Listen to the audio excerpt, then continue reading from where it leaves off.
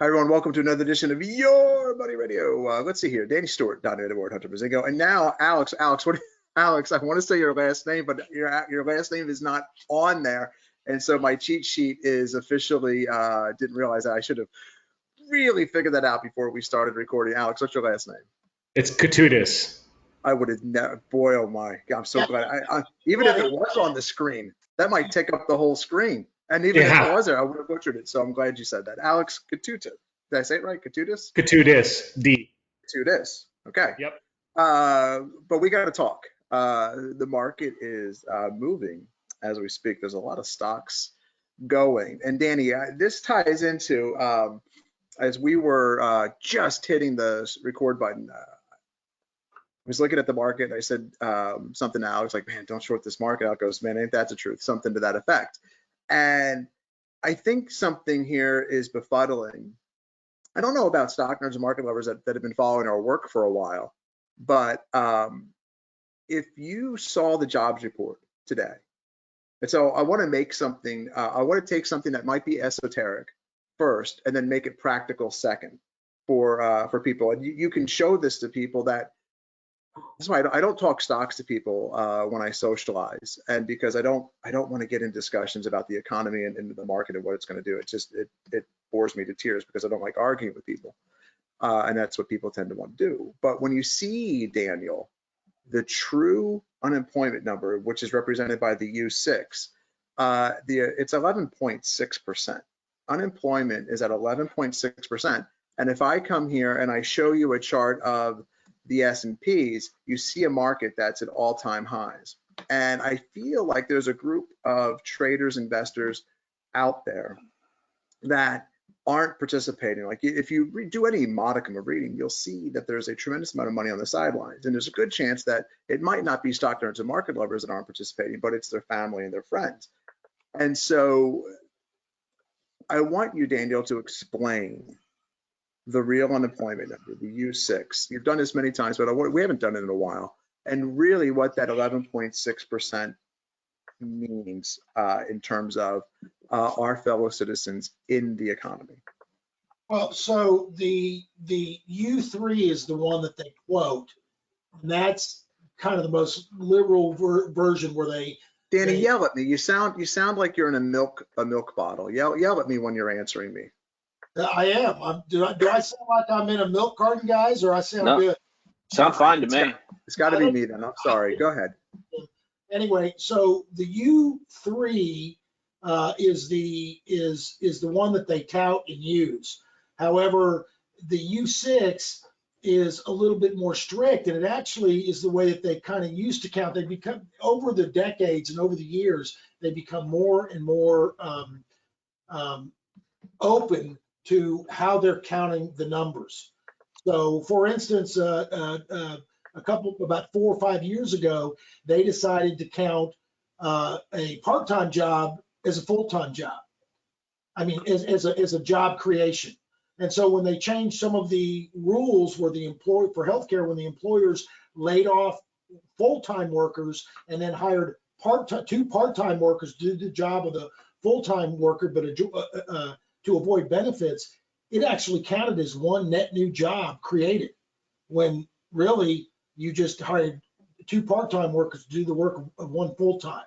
So U6 is more inclusive. It counts people that have been out of work. See, U3, once you've been looking for a job for a certain number of time and you can't find it and you give up and you sit on the couch and you're not actively looking anymore, well, you don't count anymore.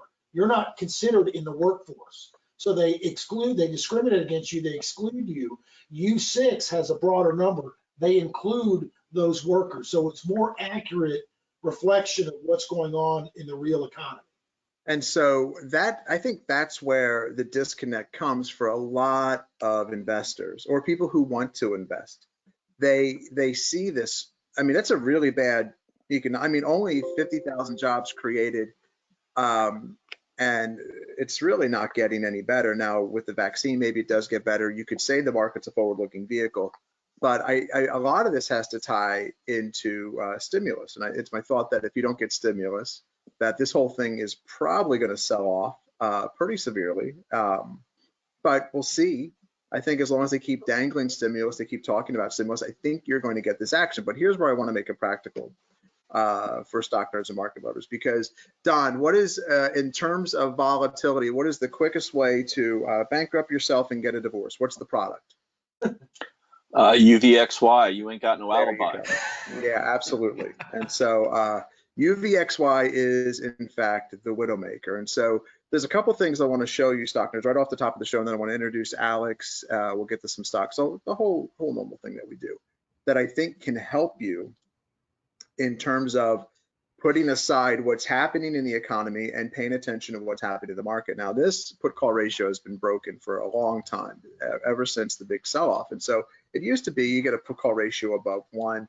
I'm looking for the markets to move higher after a pullback. And if we got down to, I mean, God, this like 0.3 level down here, like we're going to sell off. And, you know, we actually did pull back, but here's the new levels I've been tracking as we progress along here merrily, that when you start getting up to this red line, which is just above 0.6, if I take my marker off, I'll show you exactly that level. It's 0.64, 0.65. You can see a gentle bottoming process occur. You get even close to that and you do a little one of those. And you can see this latest round, you got right up to that red line. And what happened? You start to move higher. And to say, I don't know if that's the stimulative effect of that money is going to be coming out, that there's this PPP program. I mean, you and I can speculate on a whole bunch of things, but it's being able to interpret information like the VIX, the cash VIX, the people's VIX, the VIX that I've been making fun of for years, because nobody knows if 21 is too high or if 21 is too low. And when it spikes, you know, it should be higher and it should be lower. And it's all based on nonsense that people can't really articulate. There's very few people that know how to use it. So what I've done over the years is I've set up standard Bollinger Bands on a chart. And the typical move for the VIX, and knowing this will keep you, in my opinion, will keep you from buying VIX products, and it will just give you more. You could just focus on one side of the market instead of trying to take advantage of volatility, which may or may not come into the market, and do what you think is going to do. Maybe you just want to focus on, say, I don't know, in this environment, the long side of the market. And so what happens typically, and it doesn't always do this because there's no absolution in markets or in life, you get 1, 2, 3, 4 days of upward price movement in the VIX at the upper Bollinger Band, and then you'll try to test the mean, which is the green line, like everything reverts to the mean. And then look, it spikes right back up. You get about 4 or 5 days of price movement at the upper Bollinger Band, and then it breaks. And you get 1, 2, 3 days, and then it breaks. You get 2 days and it breaks. But if you start getting 2 to 3 days, right here is 4 days, that's not the time to want to get short. But what happens is, whatever your news sources are, whatever you're interpreting the market to be, you'll see the market is, and this is the S&Ps on this top chart, okay? So you'll see the markets pulling back, and if you're someone who finds themselves bearish, like Mark from Buffalo will teasingly text with me, you're the most bearish guy I know. And that's been a running joke for as long as I've known Mark, as a matter of fact. And we typically have a good laugh over it. But you think it's just going to break. But the reality is that you could actually use this Bollinger Band chart, combine it with the put call ratio chart, and say, is this the moment in time I should absolutely be getting bearish, more bearish? And I think there is where you stop the bad location for yourself in the markets. Like a lot of people, they don't just sell out. They don't go 100% to cash, but a lot of people who have become more active in markets since the pandemic began, think February, March, April of last year, and the millions of people that have opened up new trading accounts, this is how the market takes your money, because you're absorbing a bunch of stock market information.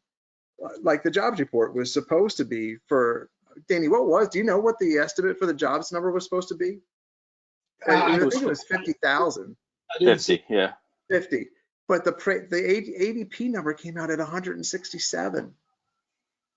And so December was revised down too on this report, cut in half. And yet here we go. I mean, I can see the person at home right now just in fits that the horrible jobs report and volatility is bleeding lower. And you have to have tools almost that remove your brain from the equation. You have to have tools that allow you to interpret what's absolutely happening in the markets. That doesn't mean you can't watch the news. I just think that you want to be really careful here, putting your spin into what you think should happen in markets. Because if you came into today expecting a bad jobs report based on all the Corona shutdowns, I mean, just look at the action of leading stocks today: Tesla, Chewy, Palantir. I don't. You want to call Netflix leading stock? It's just going to pin at 550 probably. Corsair's doing pretty well here today.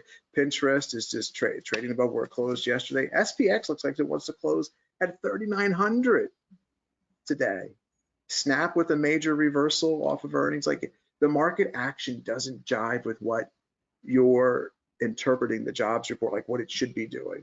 But if you approach it with, okay, we got up to this 0.64 level, at the very least stop your hands from clicking the short button at the very least, and that's step one. And then if you want these charts, I'm more than happy to send them to you. But this right here, this I've just seen it so many times that when you start dancing up and around this Bollinger Band like this, it's about a 2 to 4 day process, and then you test the mean, and there's a really good chance you come. Oh, excuse me, I don't know what I pressed there. And then you come down, and just because you come down to the lower Bollinger Band, that's not where you would get short. You can ride that rail down lower. Volatility. Danny and I were tracking volatility one year where volatility went down to 9. And it just kept going lower and lower and lower. And so it's almost like the put call ratio. Well, put call ratio doesn't assume or ensure that you're going to get a sell off, although they're mostly the low put call ratio is often preceded by those. And a low volatility VIX, that keeps bleeding lower and lower, doesn't mean the sell off is going to occur either. They work better at the other end of the spectrum, predicting when to get back in to markets. Danny, can you clean that up, please, for anyone? Or what did I say it? Well, I thought that was pretty good. So the bottom line is when the VIX is up at the upper range, you're kind of likely getting a topping effect, and the market's about to snap back. So that's the last point you want to get short. You actually want to get short at the lower end of the range, and it begins to start spiking on volume.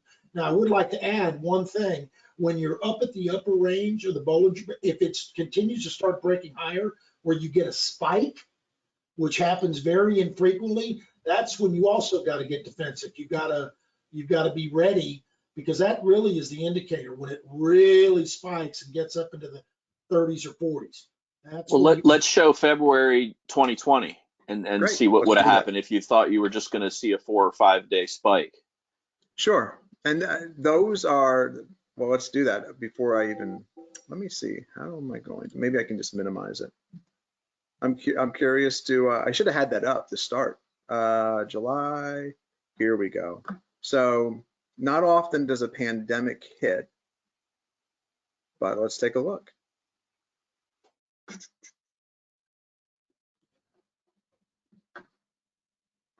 All right, just give me a second as Thinkorswim is active, absolutely slow. Well, here's February, Don. So let me zoom in.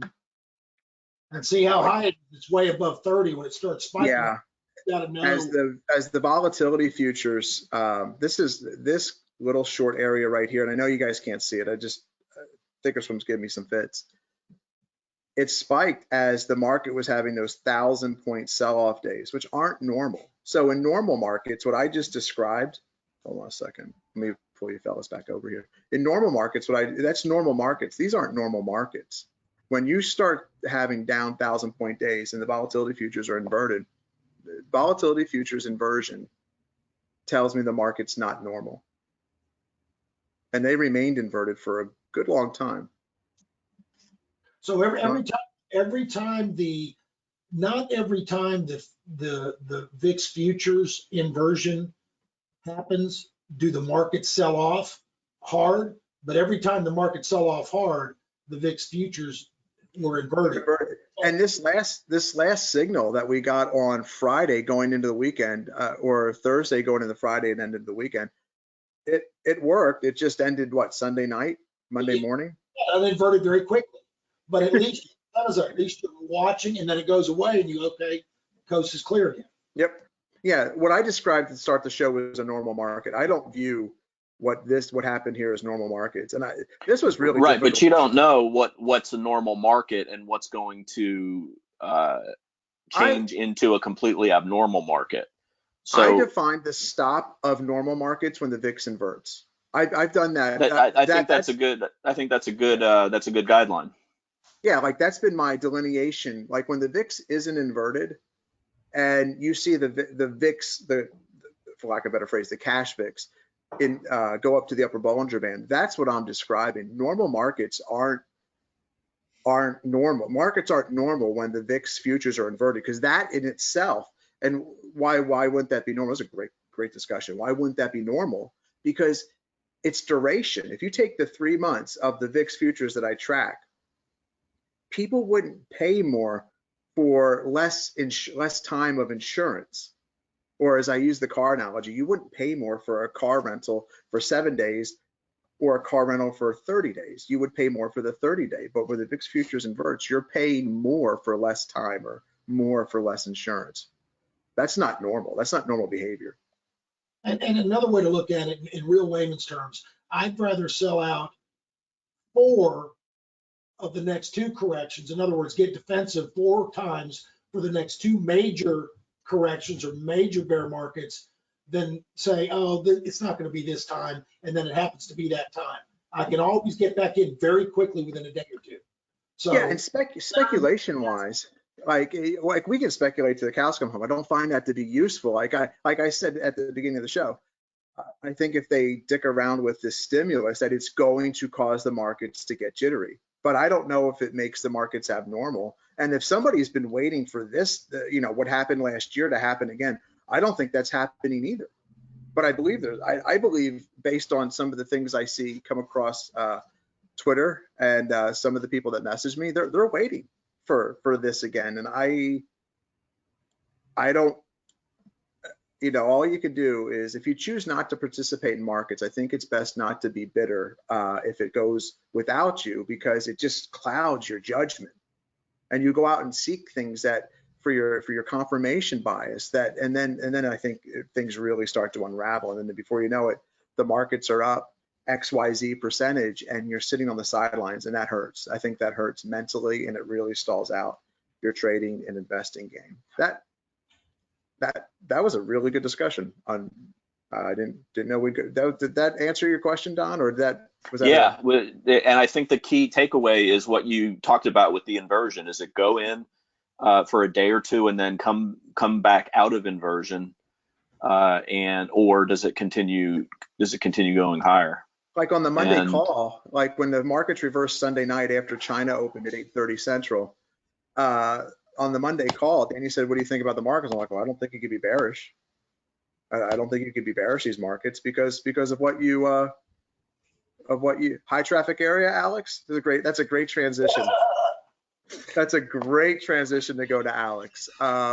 Look, Alex is the newest member of Revere Asset. I'm going to meet Alex for the first time with you fellows on the podcast here. And so, Alex, let's just start with how'd you arrive here and talk about your trading journey.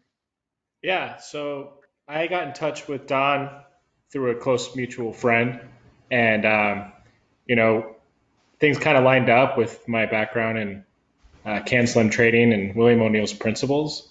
I was actually introduced to Bill O'Neill and How to Make Money in Stocks, his book, back in, I'd say, late 2012, early 2013.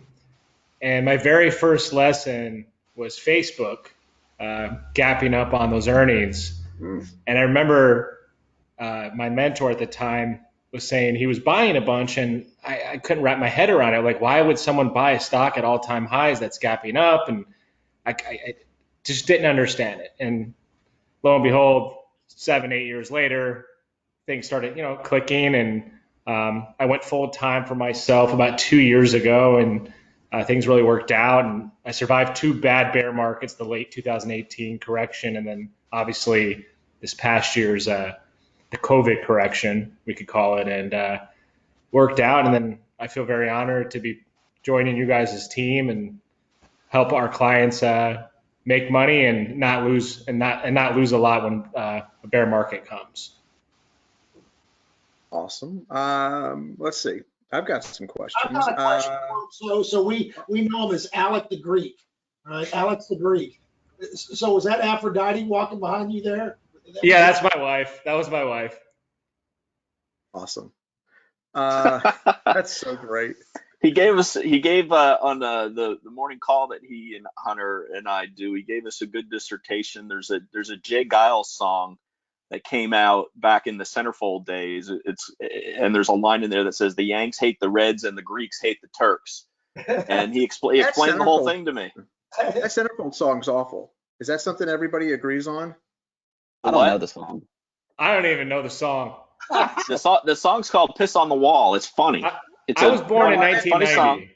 The centerfold song's awful. I don't know the other song you're talking about. My love goes cold. My memory has just been sold. My angel is a centerfold. It's just awful. Like that. Those are the lyrics. Like I'd rather listen to Pitbull. You know, ask for money, get advice. Ask for advice, get money twice. Ask for money, get advice. Like I'd rather listen to Pitbull's lyrics than Jay Giles' band.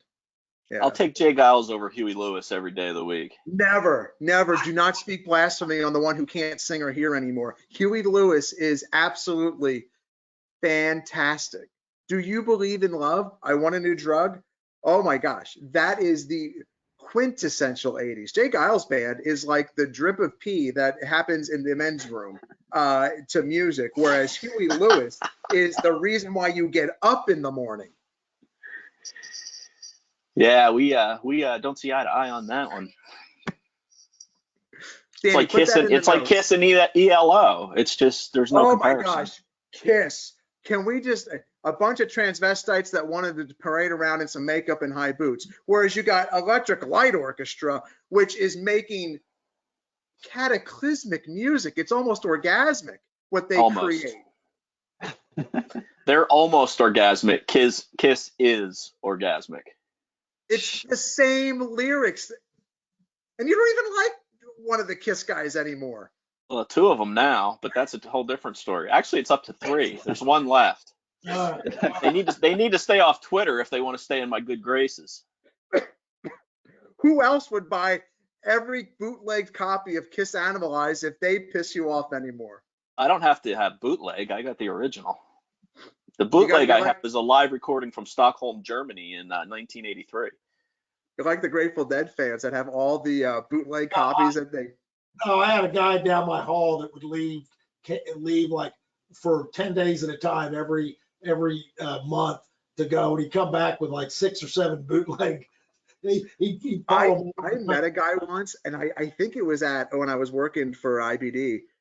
I swear to God, I wouldn't know this any other way. I met a guy who was wearing a hat that had hands on the top of it, okay, at a money show in Orlando.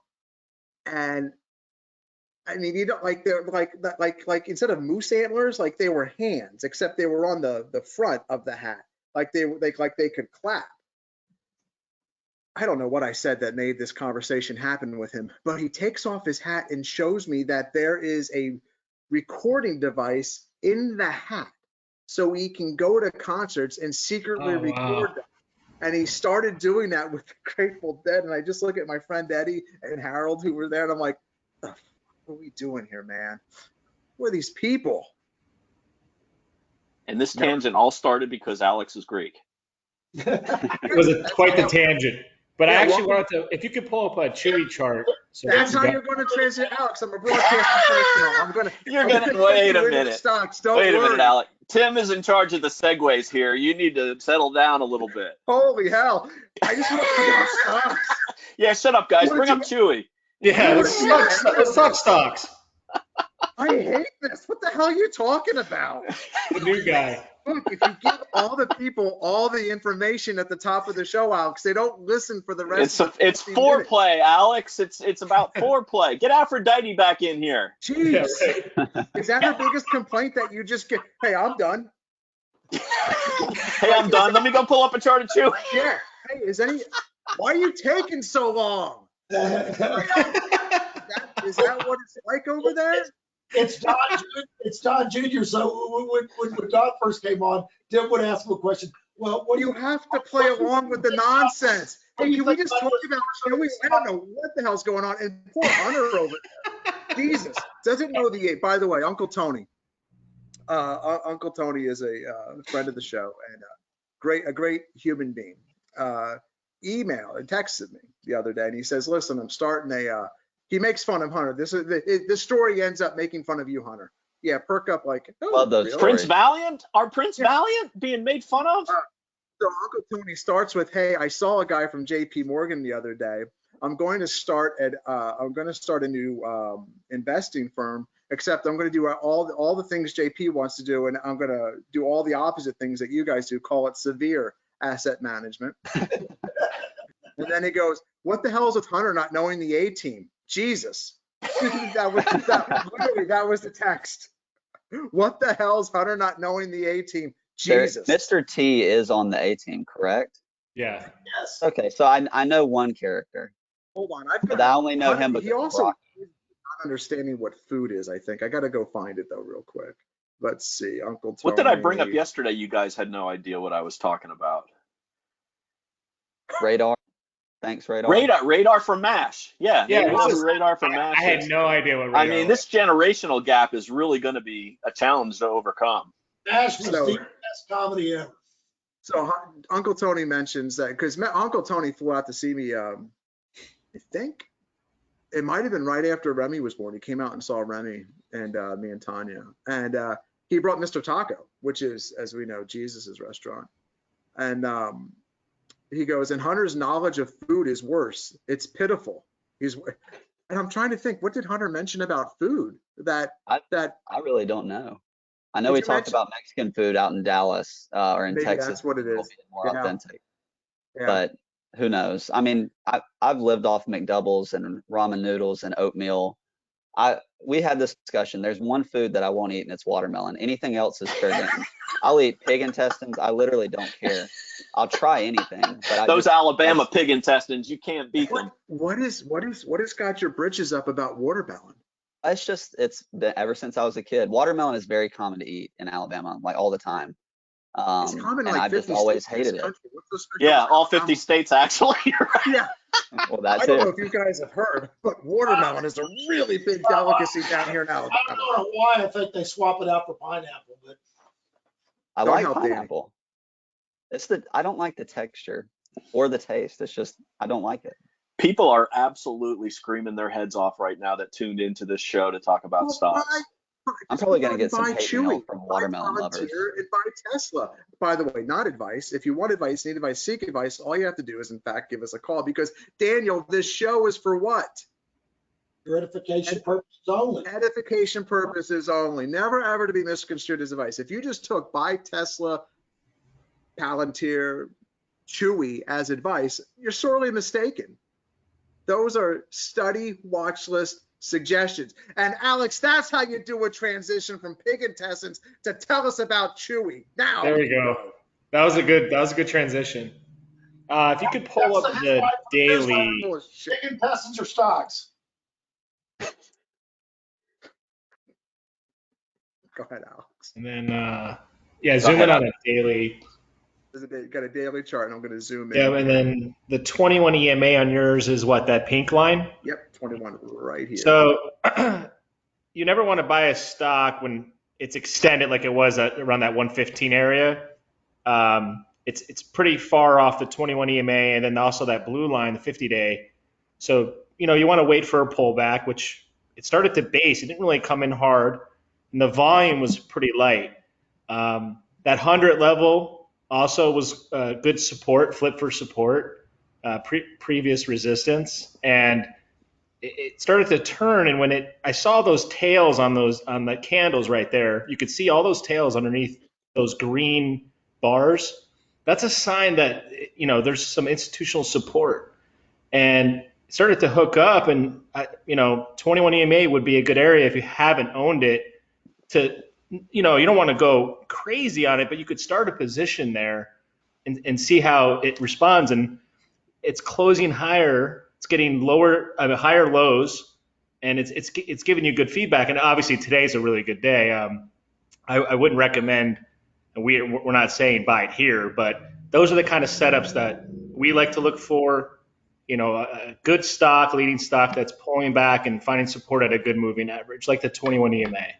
But you're looking there at the 21 EMA bounce and the Jesse Livermore century rule that it's right at 100.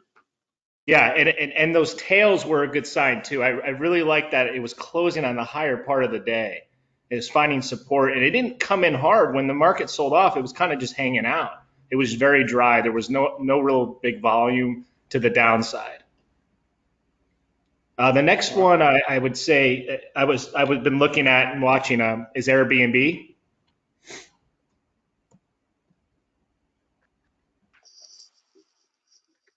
Now, this is not a traditional CanSlim name.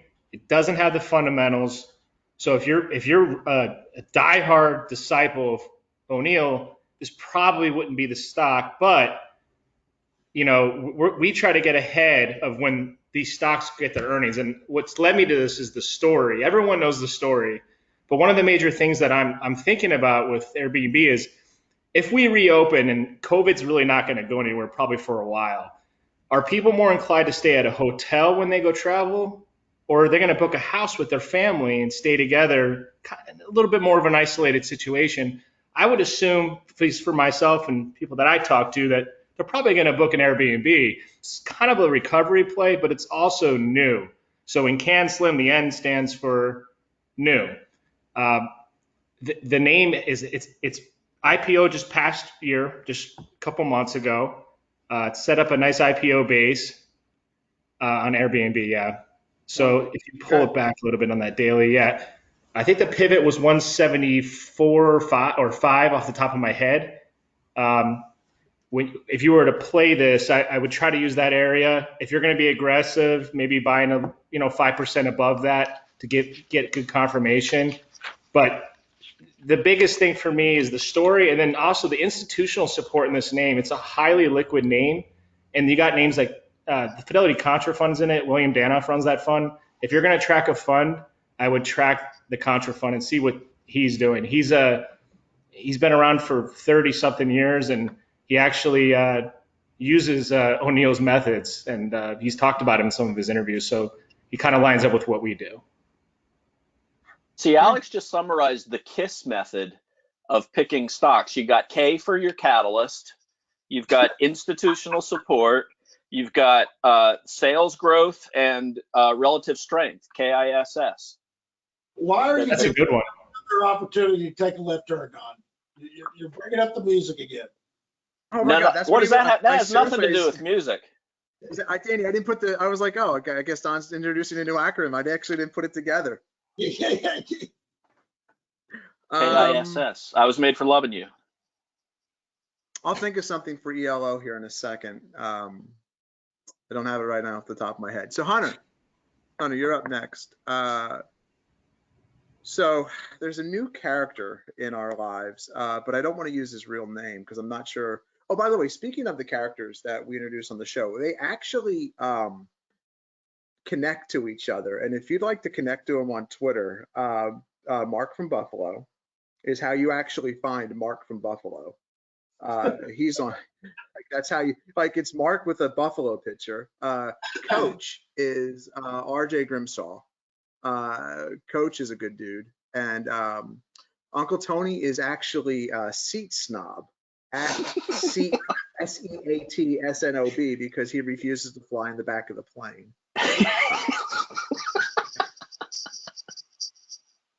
I'm not making that up. But You know, I have always wondered about that. I thought Yep. maybe he won't attend any concert unless he's in the front row or something like that. But no, that it's makes how sense he too. prefers to fly. He used to fly Uncle Tony was an engineer at Qualcomm before I believe Qualcomm got, like in the late 90s, got really big. And then Uncle Tony had the ability to choose if he worked and choose how he flew. And he had to fly a lot for work. And so he said, I'm going to be flying in the front of the. Yep. And so Uncle Tony knows what's right about air travel. And he takes what Uncle Tony does, what makes him a great human being is he flies Marines across the globe when they have to get home for unfortunate events. That's awesome. Yeah, it's really nice. Uncle Tony is onto himself his own travel agency. Uncle Tony agrees that you have bad taste in music, by the way. I've got several emails that can attest to that.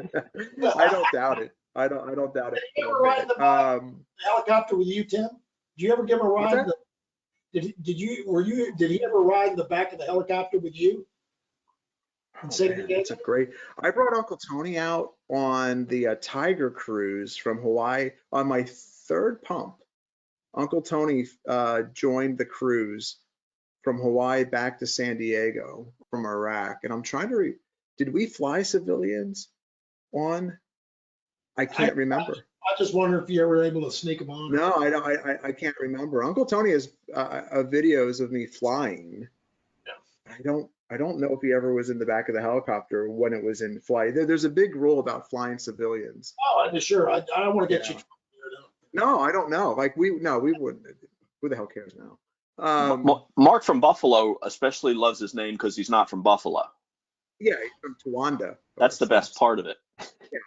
He's like, yeah, but Towanda doesn't roll off the tongue. And what's that? What's that emoji? Yeah, they're not the Towanda Bills. Let's see here. So, they wanted to get introduced to. I'm like, God, where was I going with all that? So Coach says to me, which is, by the way, there's two coaches. There's Coach from California, and then this is Coach from central northern part of the country, RJ Grimsall. So two coaches. He's like, can we connect? And I'm like, let me ask. And so I believe he's connected. And so this next person, Hunter, I'm just going to call him Sergeant Slaughter. Sergeant Slaughter. Nice. I don't want to use his real name because I don't have permission to use, and I don't have a nickname for him. Does Danny know that's a wrestler? No. You didn't know that? I did not know that. Neither did I. Alex, don't get them started on All-Star Wrestling. I promise you don't want to do that. Keep moving, Tim. In terms of assets that are not stocks, wrestling cards are appreciating at the cyclic rate. Like they are a 1985 Hulk Hogan. Whoa. Really? Unlike Carson Wentz cards. No, he's gonna go to the Colts, and he is going, and I like the Hunt brothers who bought out the silver market. I bought out the Carson Wentz market of cards in was that this year or last year? Last year. Oh, into last year. You got crushed. What's that? I said, and you know what happened to the Hunt brothers, right, Tim? They got crushed. The Hunt brothers couldn't get traded though. Oh, Danny, I thought of you. I was reading a story, like with all the short covering that's been going on. Do you know that one of the greatest short squeezes in history of the markets was the Piggly Wiggly short squeeze of 1920? I read that thread. It was pretty interesting. Did you? Never heard of it. Oh, Yeah. It's a grocery store, right? But they I like the actually Hunt worked brothers. at Piggly Wiggly. I'd throw that out there. I stocked shelves, took the trash out, all the grunt work. I worked at Piggly Wiggly in Troy, Alabama. Throw the So water. I feel like I'm a part of the short squeeze from 1920, to be honest. So the owner, like the founder, he went out and bought all the shares of it when he realized that everyone was short it up in New York on Wall Street. And it started like this great short squeeze of like, just like today, sticking it to the man. And, Wow. but the problem is he owned most of the shares. There was nobody else to sell the shares to. And so of course it collapsed just like they all do eventually. And he was left with pretty much worthless paper. I feel sorry for Mr. Wiggly. I think it goes by. They I'd survived, feel bad though. for Mrs. Pigley. Yeah, you know why? Because he just wants Mr. Wiggly just always goes, "Are you done?" That's why, Don. Yeah, That's why you feel yeah. sorry. So Hunter, Sergeant Slaughter wants to know your trading journey and how you ended up at Revere's doorstep. And so I said, you know what? That's a matter of fact. Let me just read what the old enlisted Sergeant Slaughter said. The old D5 here. Where is he? Let's see. Just finished watching. Here, Tim just finished listening to Hunter on tonight's video review, and he sure did another great job. I swear this might be your mom or me, mom. But Me mommy. Me yeah, mommy's me got a mommy. new email. She's been sending all of these. Yeah, but what else? You know, Sweetums. Alias. me mommy's is a pro wrestler. Sure wish I had known about stocks and had an interest in the market when I was that age. Was also thinking that it'd be super interesting to hear his investing background and journey so far. Where did he go to school? Had he read How to Make Money in Stocks before coming to Revere? Has he been investing in the stock market before now? I would find his backstory very interesting, wondering if you could be shared on your weekly podcast. Thank you for your consideration. And so I think we should honor that request, and let's hear the autobiography of Hunter Mazinga. Yeah, okay. Well, it's a little bit unorthodox, but I'm gonna start from the beginning here. So I went to Troy University, and I got a full tuition scholarship. However, the remainder, living expenses and things of that nature, my grandfather made a deal with me because he was so big on all of us getting a college education that he would loan me the amount that I needed to pay for my living expenses. But I had to come up to Auburn where he lived and work with him doing manual labor, carpentry, building bridges, maintaining his land, to pay off 10% of the lump sum every year. And so in doing this, I would go up there and I'd work probably, once a month or so. I'd go work a full Saturday. And my grandfather's been a big investor for a long time. And so just gradually, as we would talk while we worked, he allowed me to look at what he was doing. And ultimately, he gave me a little bit of money and said, here, see what you can do with this. And we'll go from there. And so I bought this little company called Tandem Diabetes my junior year of college, Give me the year, due please. to having TNDM. Yeah, no, I know the name. Give me the year. This would be when it was 270, probably 2016-ish, maybe 2017, somewhere in there, when it was pretty much at the low that it's been at. There we go. But I was working an internship with a company that did diabetic supply. They supplied equipment to people and worked with doctors' offices. And so I had kind of an inside look into what this company was and what they were doing. And from my standpoint, they were the most technologically advanced pump out there. And so I took a little bite out of it, bought some around 250, and that $750 investment ended up turning into a $13,000 or $14,000 investment. And so There you go. that's what hooked me. And from that point forward, I worked with my grandparents. We bought and sold stuff together. I told them what I was doing in my account. So I've really been investing since I was about 19 or 20. And I graduated from Troy with a degree in financial economics. Subsequently, right after I finished that, got my master's or my MBA. But my trading path has been one of a lot of highs and lows. I've told Don that, especially given, like Alex said, the 2018 December sell-off, all the China tariff BS, the black swan event of, COVID that nobody anticipated. I've learned a lot of lessons that I think it takes a lot of investors a long time to actually learn. I've made mistakes that I've documented and learned from. I've had great success that I've documented and learned from as well. So, and all of that to say, I had not read the O'Neill book prior to joining Revere. A lot of the analysis I did prior was fundamental analysis. I did a lot of quantitative analysis, looking at financial statements, balance sheets, cash flow statements, etc., and really refining what I identified to be the most important metrics to a successful stock. And so with that being said, I also maybe I didn't really know it, but I did technical analysis as well. I looked at charts a lot. I would say I'm more of a pullback buyer than a breakout buyer, and that's something that I've learned and adapted to since I've joined the team here. Don is really good at buying breakouts and gap ups, and so when I got here, I read the O'Neill book, and I actually I almost read the whole thing before I interviewed, and I found it to be very interesting.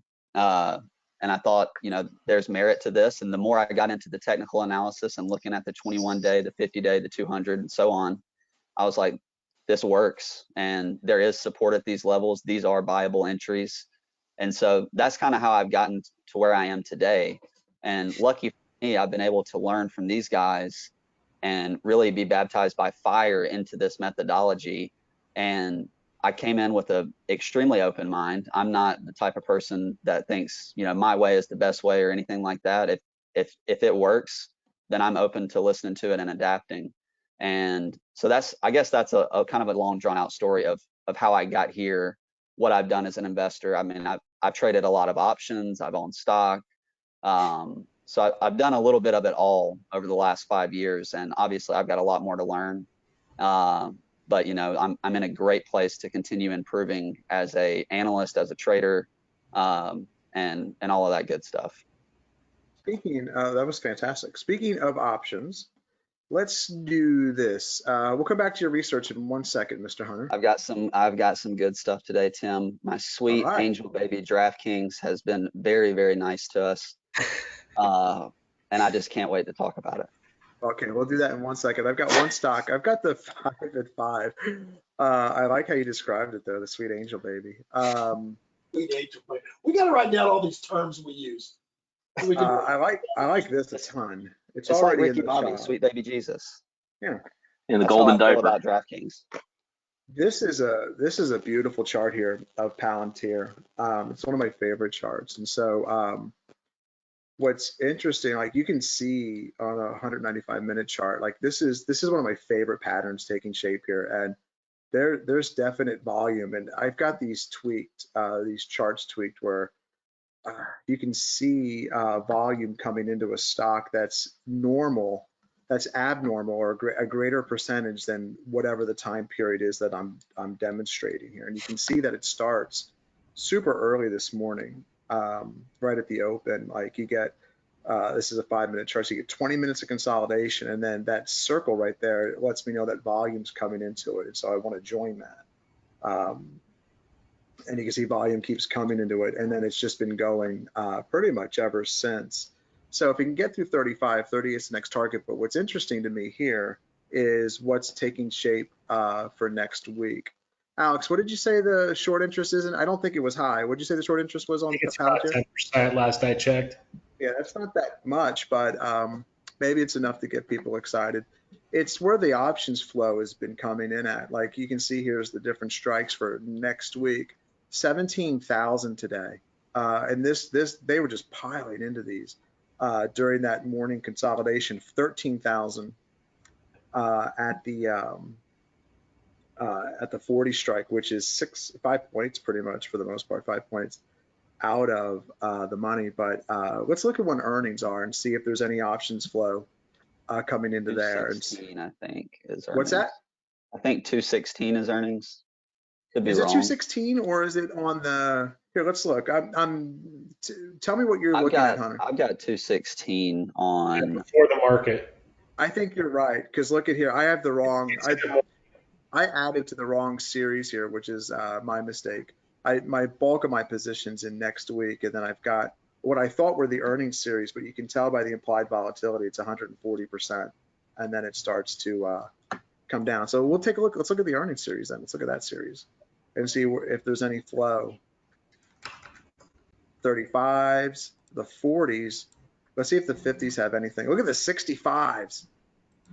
That's crazy. That's lottos. No, there. that's not. Well, hold on. I didn't know that before we started. So that's how you get the start of. I want to be real careful, but that's how you get the start of any kind of gamma squeeze. Like when you see those big movements, it's the folks. It's what we talked about last week. It's the folks buying out of the money calls.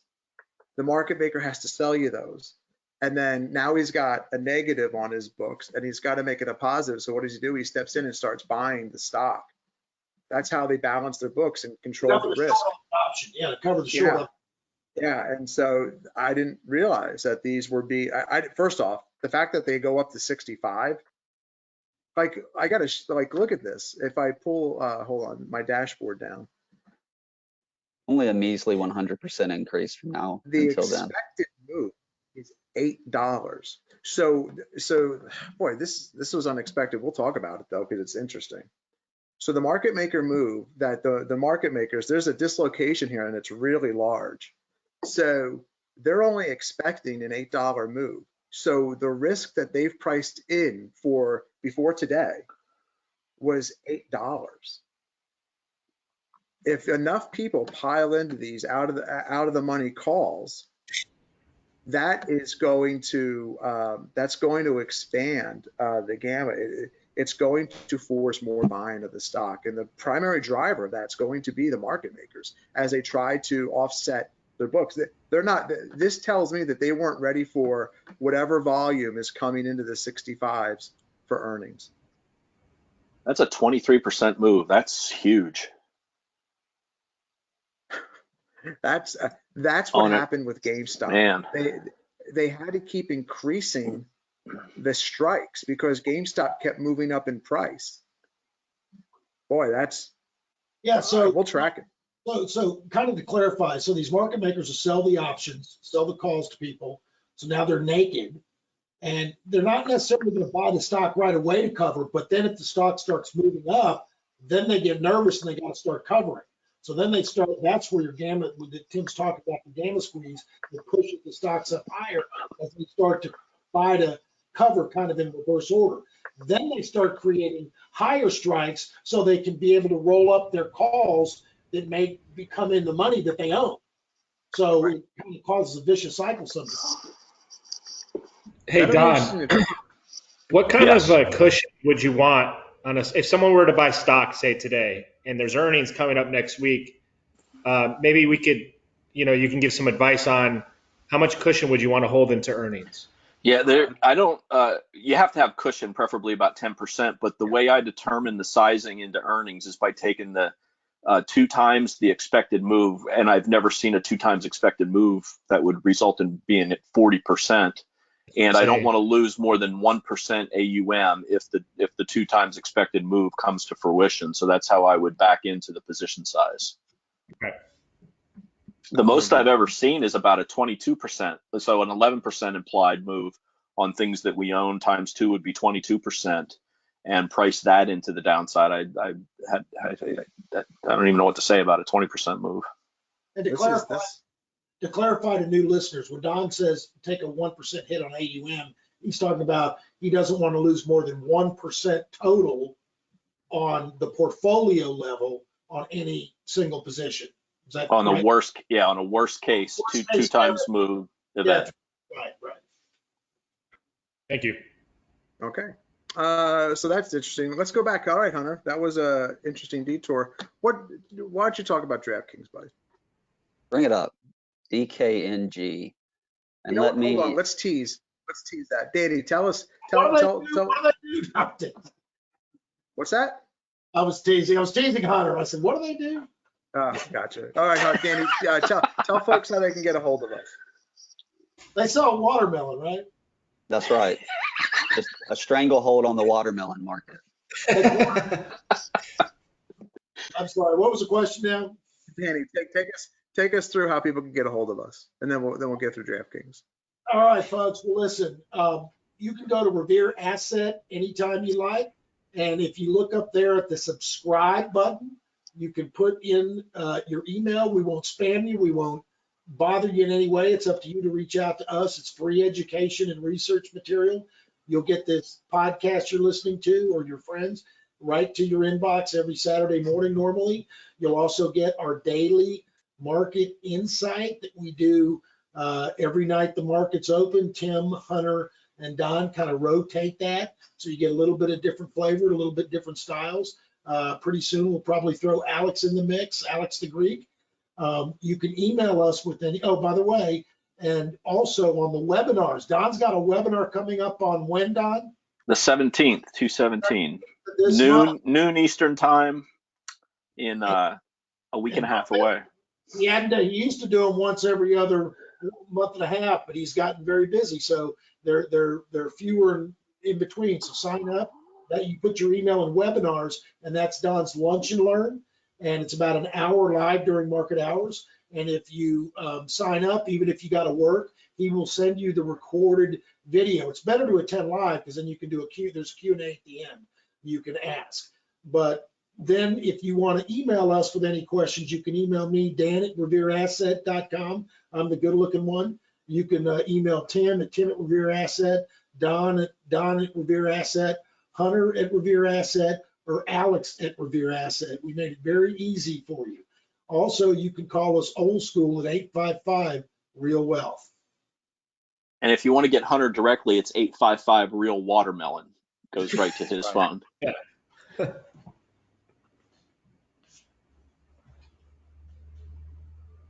think you're muted. The Super Remster. Boy, you can tell how long ago the Eagles were successful, huh? Said the Jags fan. And we can't hear you, man. I can't. Can y'all hear him? No, I can't hear him. Okay. Something's going on with Tim.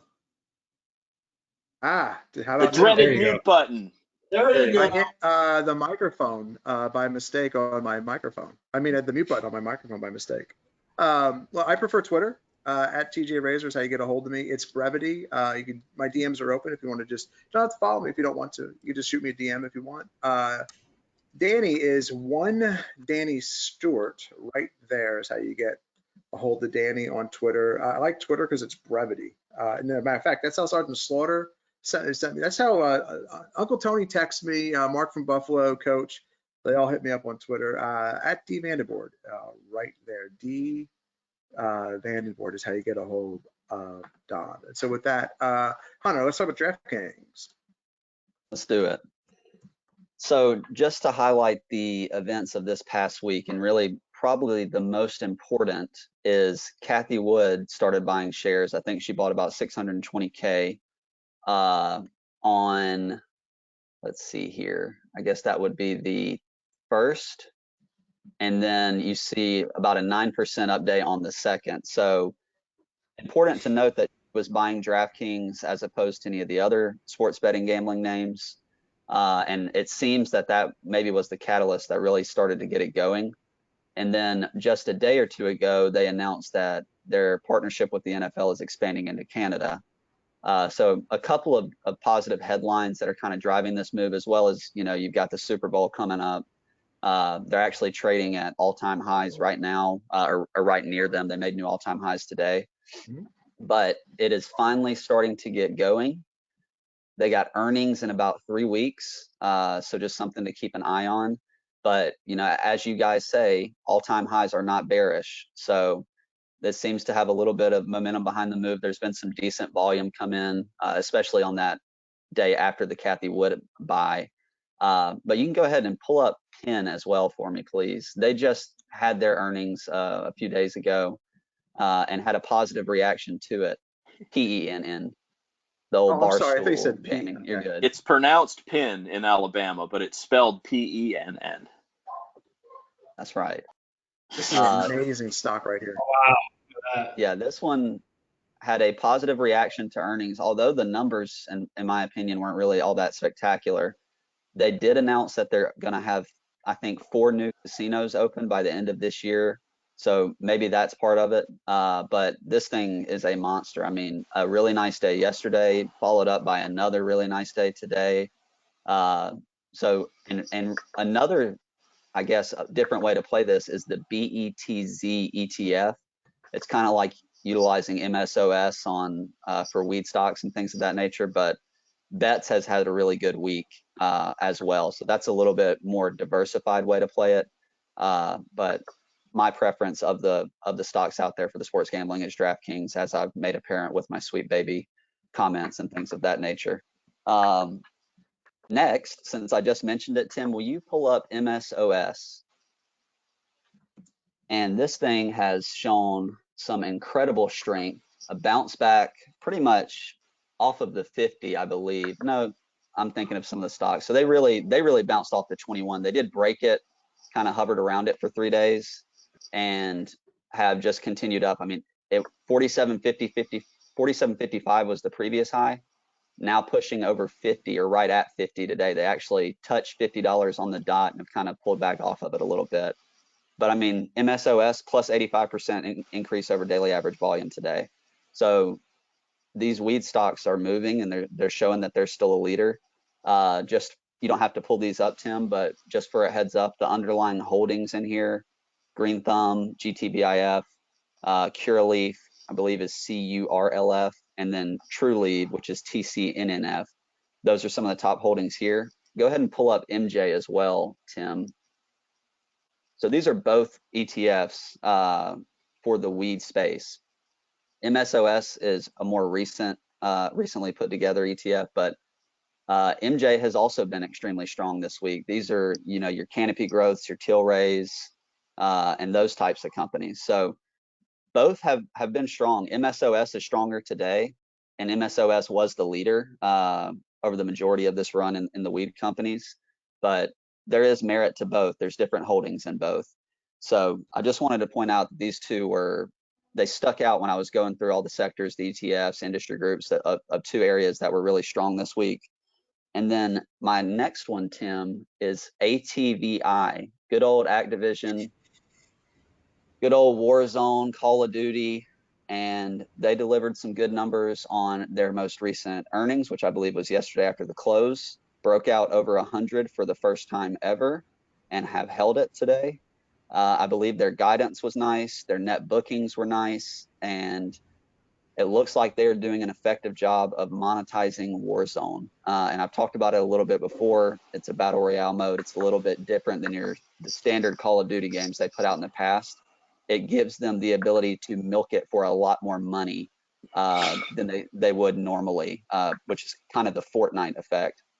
But something that was showing some, I actually think I talked about ATVI a while back when it pulled back to the 21, as it appeared to be the leader of the gaming space, right there around 87, 89. I think I actually talked about it on a podcast.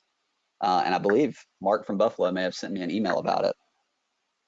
Last two real quick. Actually, I've got one individual stock. I've got 2 sectors. Tim, will you pull up OIH? These are 2 surprisingly strong sectors. They're down a little bit today, but when I was going through, both of them had really nice weeks. So oil has bounced back. This is the oil services ETF. Bounced off of the 50, got back above the 21.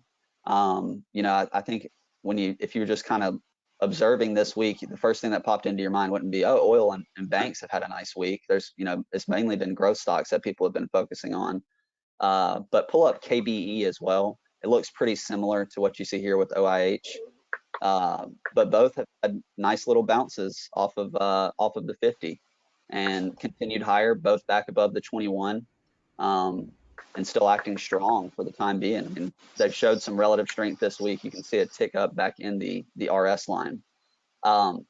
Last one, INSP. I had a guy reach out to me and ask me to look into this one. I told him I might cover it on the podcast, and here I am. I'm going to. His name was Charles. He asked me to look into this, said it has the N. And so I took a look, went to their website, kind of analyzed what do they do, what's their product, what makes it Can you hear me? advantageous. Yeah. We don't do names. We need a nickname for Charles. You got a nickname for Charles? Chuck. I don't. See, is that I'm not very creative. But my apologies on that. Charles is his nickname. His actual name we will not reveal. Fair enough. Good cover.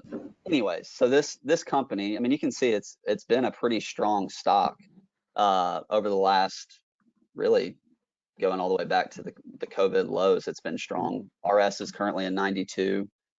Recent sales growth was nice. But I just want to cover what it is that they actually do and how that it can be a quality of life booster and a quality of sleep booster, as well as a relationship booster.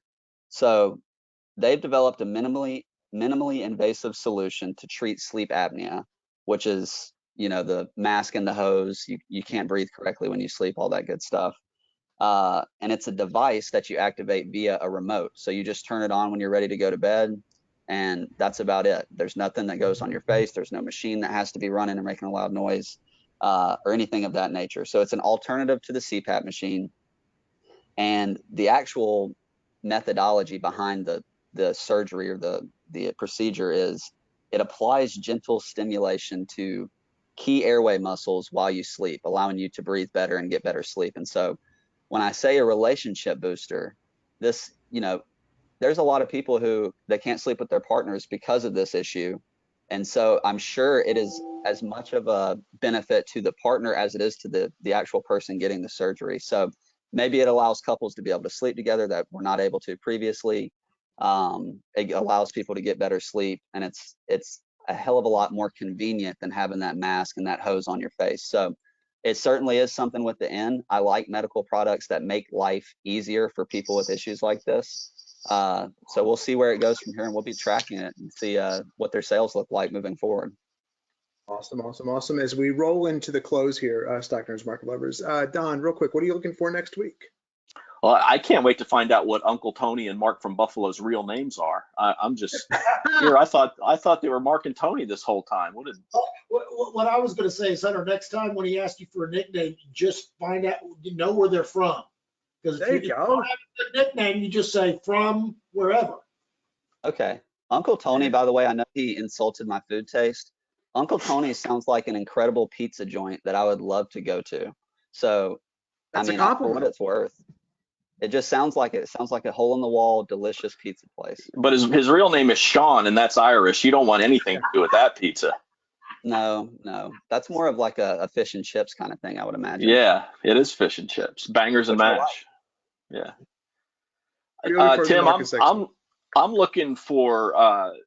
We're getting a little bit extended after this harsh move right up off of the 21 and 50-day moving averages. So any gentle pullback, look for, and this pullback, it gave us some great entries and some things that we had been stalking as they bounced off the 50 and the 21. And don't get too far out over your skis after a 5-day move up like this. So hoping for a little bit of a gentle pullback and some better entries on some things that are working. Okay. I've got a quick question before we move on, Tim. I know you got a couple things. Pull up ATVI again. I just wanted to ask Don, if you were going to play the gap rules on this, how would you play this specific stock? You could buy it right here. It's got double support. The low of today also coincides with the Livermore Century mark, so you've really got double support there. So it shouldn't fall more than 1 to 2% below that. It's buyable here with a stop there, or you can wait for the first touch of the 5 or the 8 EMA. But again, all successful gaps shouldn't break more than 1 to 2% below the low of the gap up day. Okay. All right. Let's see here. Danny, I'm going to have you take us home, Danny, and then I'll come back to one last thing. All right, folks, listen, if you like what you heard, please tell a friend, tell a neighbor, send them to revereasset.com, have them hit the subscribe button, and they can follow our research and our work.